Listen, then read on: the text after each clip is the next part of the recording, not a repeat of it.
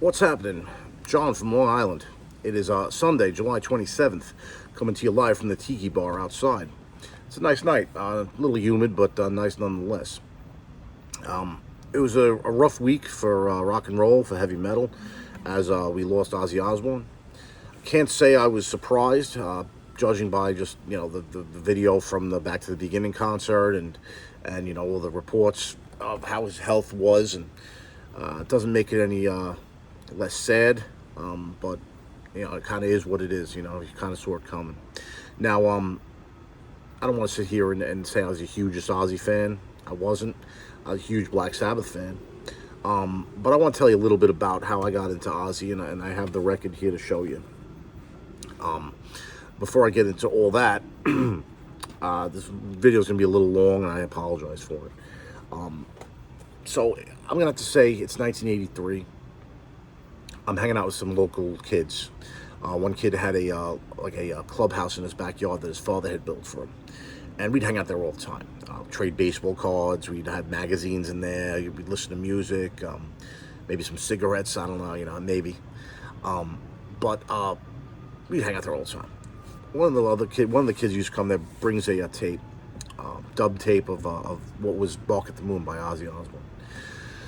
Puts it in and listening to it in a very unique voice. It's heavy, and I'm just starting to listen to heavy metal as an 8-year-old kid. Bands like Quiet Riot, bands like Motley Crue, Def Leppard. I'm into. Also huge into horror movies. Christine, Carrie, Friday the 13th, Halloween, Amityville Horror, Salem's Lot, you name it, right? Obsessed with horror. So he puts this Ozzy tape on, and Ozzy Osbourne? I said, I do not know Ozzy Osbourne. And you don't know Ozzy? I said, no, I don't know Ozzy. No, he's a devil worshiper. He bites the heads off bats and doves. He took a piss on the Alamo, and they arrested him. I'm like, and as he's telling me the story, and as I'm listening to Bark at the Moon, also looking through these magazines, and I see Ozzy in a centerfold. I think it was either Hit Parader or Circus magazine.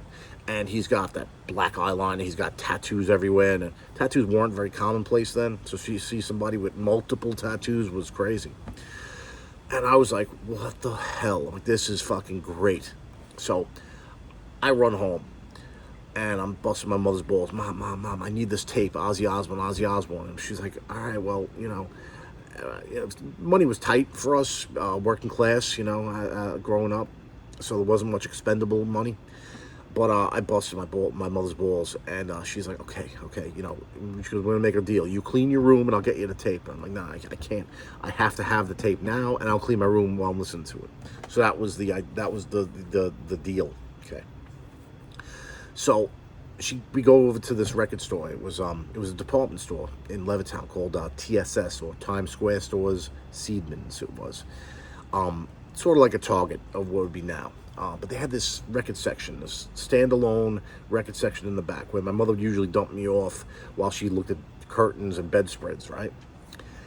And so we go there, and the way it was set up was all the vinyl was in the regular general section with the 8 tracks, and then behind the register was the cassettes, because they're small, people would steal them.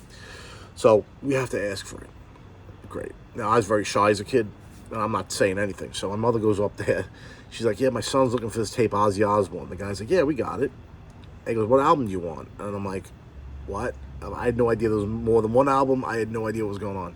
He's like, well, I got Blizzard of Oz. And I'm like, no, it doesn't sound familiar. He's like, I got Diary of a Madman. I'm like, no, that doesn't sound familiar either. He goes, I have Speak of the Devil. And I'm like, that's it. It's got to be Speak of the Devil, because we're talking about how he was a devil worshiper and this and that. Got to be that. So get the tape, bring it home, put it in. I had this little Radio Shack boombox. The room I grew up in, I shared with my brother, so it was always looked like a bomb went off in the place. So I'm like, all right, I'll clean my room, right? So I put the tape on and I'm starting to clean my room, and it's live. And I'm like, this doesn't sound familiar. This isn't what I heard in the clubhouse. But I'm like, all right, just started, let it go through. And it goes on and on and on, and I'm like, it's not what I heard, but I'm like, this is great. I'm like, this is phenomenal. I'm in my fucking closet trying to get something done, and the way this album plays is Ozzy announces every every song. And I'll tell you why he does that in a bit. And he goes, this one's called Fairies Wear Boots. And it's, okay, it was weird. I didn't know what that meant. I still know what it means. With fairy, you meant, you call your friends fairies if they were being, whatever. And I'm like, all right, it starts, and then it just starts crushing. And I'm like, I stop what I'm doing. I stood in front of that boombox like this. Holy shit.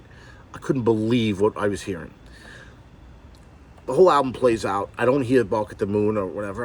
I don't care. I'm like, this is the craziest shit I've ever heard.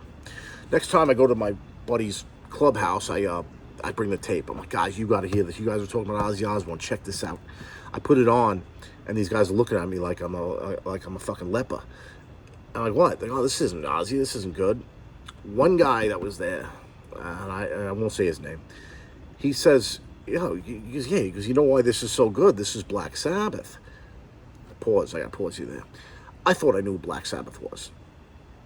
A couple of weeks before this, buying this Speak of the Devil album, I had bought Born Again, Black Sabbath, because I'd seen two videos for a song called Trash and a song called Zero the Hero on this UHF channel we used to get on Saturday nights, either 59 or 68, or one of the two. And that's who I thought Black Sabbath was. I had that tape, Born Again. I'm like, what do you mean, man? I have Sabbath. This isn't. He goes, no. He goes, dude. He goes, Ozzy sang for Black Sabbath. I go, what? He goes, yeah, he was the original singer. They put out a bunch of records. I'm like, and you know that? How do you know this? We're 8 years old. But he knew it. I didn't. I'm like, well, okay. So I got home and went on with my life. I ended up buying. We sold the Souls from Rock and Roll, which is a Black Sabbath best of album. I bought that cassette at, I think I got that at Caldor. I don't remember, maybe. But I remember buying that, and I'm like, wow, this is Black Sabbath. And Black Sabbath is one of my, if not my favorite band, definitely top 3. Their music, the first 6 records with Ozzy, you can't touch them. Every song is good. The albums are great. And if it wasn't for Black Sabbath, you wouldn't have doom metal. You wouldn't have thrash. You wouldn't have black metal. You wouldn't have death metal. I mean, they invented, for all intents and purposes, they invented heavy metal and heavy music. And you owe Black Sabbath a debt of gratitude and Ozzy Osbourne for being a part of that. And he was that band. I mean, the vocals were unique. They were nervous sounding. They were just very brittle at times. And he makes that band, it's the sum of the parts, you know what I'm saying? Each one of them. Bill Ward's a phenomenal drummer. Geezer Butler, great songwriter. Tony Iommi, of course, great guitarist. So, that's that. So, on to this record. Right here, Speak of the Devil. 1982 on CBS or Jet Records. And the European counterpart, Talk of the Devil. So, like I said, the phrase in England or Europe is Talk of the Devil, not Speak of the Devil. So there you have it. The same record, though. Just I had no idea that the Talk of the Devil existed until about 15 years ago. So you can't get this record. You can't get it on Spotify. You have to get a physical copy on cassette, CD. I had a CD back in the day, or the vinyl. I don't suggest buying it now because of his death. Everything's top dollar nowadays. So, how did this record come about? Ozzy had finished the Diary of a Madman tour, and with that, Black Sabbath, publishing deal they had signed with their old label or old management company, whatever it was about to expire. So that means now Ozzy and Black Sabbath can re-release the Black Sabbath catalog, and make money on it. So they both had the idea of putting out live records. And now Ozzy was going to put out this live record. Black Sabbath was going to put out, I think it was Live Evil or something like that. And so Ozzy brings up the idea to his band. Randy Rhoads says, absolutely not. I'm not fucking doing it. He convinces the other guys, Tommy Aldridge and Rudy Salzer, say, no, we're good enough. We don't have to play other people's stuff. We're this band. Now, they're already pissed because the band was going to be called Blizzard of Oz. As a matter of fact, if you look at the first singles, I think the Crazy Train single had the band Blizzard of Oz featuring Ozzy Osbourne, I'm pretty sure. So when the album got pressed and it was Ozzy Osbourne's Blizzard of Oz, they're like, all right, we got fucked, so they're already pissed off. So now they want to do Black Sabbath stuff, absolutely not. So Randy Rhoads quits the band, or Ozzy fires him, depending on who you listen to, and they go back and forth, and then eventually Randy says, "Okay, I'll do the album." Okay. 2 weeks later, Randy Rhoads dies. That's the end of this, right? They got a replacement guitar player. I forget his name, Bernie something. And Bernie Torme, maybe? Whatever. He only played for a couple of shows. But the replacement was this guy, Brad Gillis. Now, Brad Gillis went on to to form Night Ranger. Brad Gillis is a phenomenal guitar player. He's on this record. So this album is Brad Gillis on guitars, Rudy Sarzo on bass, Tommy Aldridge on drums. When I say Brad Gillis murders every one of these songs in a good way, plays these songs like they should have been played from day one. I love Black Sabbath, but he does a great job on this. I love Tony Iommi. Brad Gillis plays this much better than Tony Iommi did. It's just because it's a new style. He was a shredder. He wasn't a blues 1960s blues player like Tony Iommi. He was an American shredder, and they fucking kill these songs. I can't even talk about it anymore. Symptom of the Universe, Snowblind, Black Sabbath, Fairies Wear Boots, War Pigs, The Wizard, right? N.I.B., Sweet Leaf, Never Say Die, Sabbath, Bloody Sabbath, Iron Man, Into Children of the Grave, and Paranoid. Every song is good. The album's phenomenal. It sounds great. It is one of my favorite live albums, if not my favorite live album. The only other one that comes close would be Live After Death by Iron Maiden. Now, how live is this album, though? That's the question. It was recorded in the Ritz in New York in September of '82, just September 26th and 27th. It recorded those 2 nights. Also, they recorded a full set without the crowd, sort of like a sound check. So when they say, okay, we're going to assemble this record, we have 3 pools to pull from materials.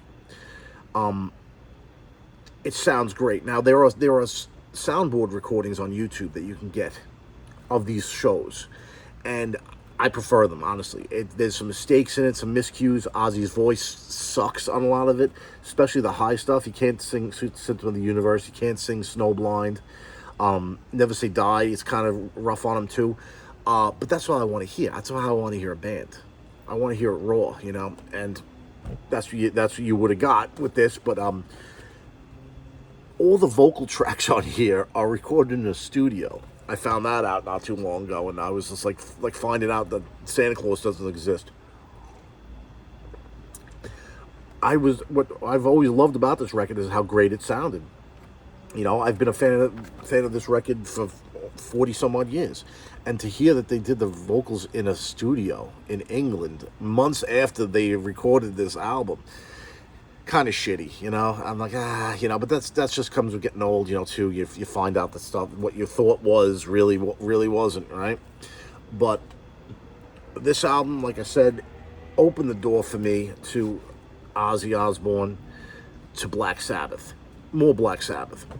Ozzy stuff after this, Bark at the Moon, I loved it when it came out. Listening to it now, which I did this past week, I don't like it. There's something about it. There's too many synthesizers. The songwriting's weak.